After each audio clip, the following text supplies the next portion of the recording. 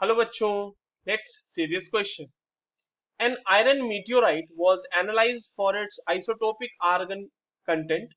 The amount of argon 36 was 1.911 millimeter cube. STP पे वो दी हुई है values per kg of meteorite. If each 36 argon atom has been formed by a single cosmic event, then how many such events must there have been per kg of meteorite? If the answer is x, then the value of x into 10 to x upon 10 to the power 16 is options are the value of r is given as 8.4 joule पर kelvin पर मोल और Na की value हमें लेनी है 6.0 into 10 to the power 23. ठीक है, चलिए इस क्वेश्चन को सॉल्व करते हैं बच्चों. और सबसे पहले तो ये देखते हैं कि इस क्वेश्चन को सॉल्व करने के लिए हमारे पास कौन से की कॉन्सेप्ट की जानकारी होनी चाहिए.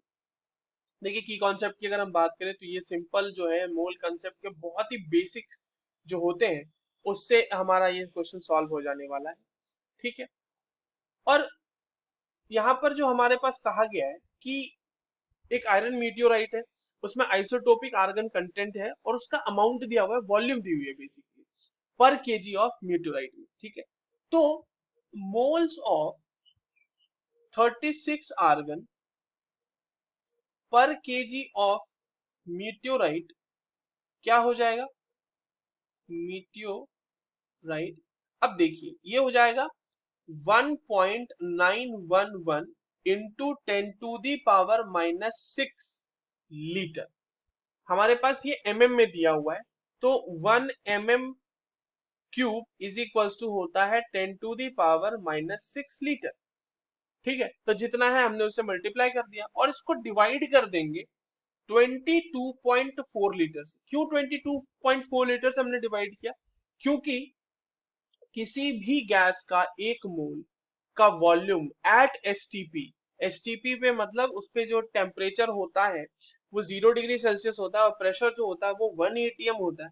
तो उस प्रेशर टेम्परेचर कंडीशन पे किसी भी गैस का 1 मोल 22.4 लीटर वॉल्यूम ऑक्यूपाई करता है and that is known as the molar volume of any gas at STP.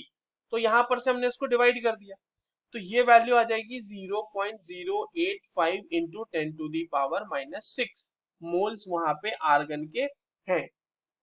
अब देखिए, वन मोल अगर आप किसी भी चीज का ले रहे हैं, किसी भी पार्टिकल का, तो उसमें वो पार्टिकल कितना है 6.0 इंटू 10 टू दी पावर 23.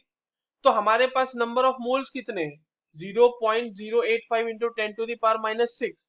तो नंबर ऑफ आर्गन एटम्स या फिर नंबर ऑफ 36 आर्गन एटम्स कितने हो जाएंगे? मोल को मल्टीप्लाई कर देना है बच्चों 0.085 into 10 to the power -6 into 6.0 into 10 to the power 23 atoms. इतने ही तो एटम होने वाले हैं, तो ये कितना हो जाएगा? यही वैल्यू आपको बोली जा रही है कि ये वैल्यू x है. So this is the x. It will be giving you 0.51 into 10 to the power 17, या फिर आप इसको सिंपली लिख सकते हैं 5 into 10 to the power 16 atoms. इतने एटम्स हमारे पास हैं. अब हमसे आंसर क्या मांगा जा रहा है? x upon 10 to the power 16 के लिए. तो 5 into 10 to the power 16 divided by 10 to the power 16, this will be giving you answer 5. यही आपसे आंसर पूछा गया है. This is the answer. x की यहाँ पर जो वैल्यू है x upon 10 to the power 16 की वो है 5. I hope you understood this well. All the very best.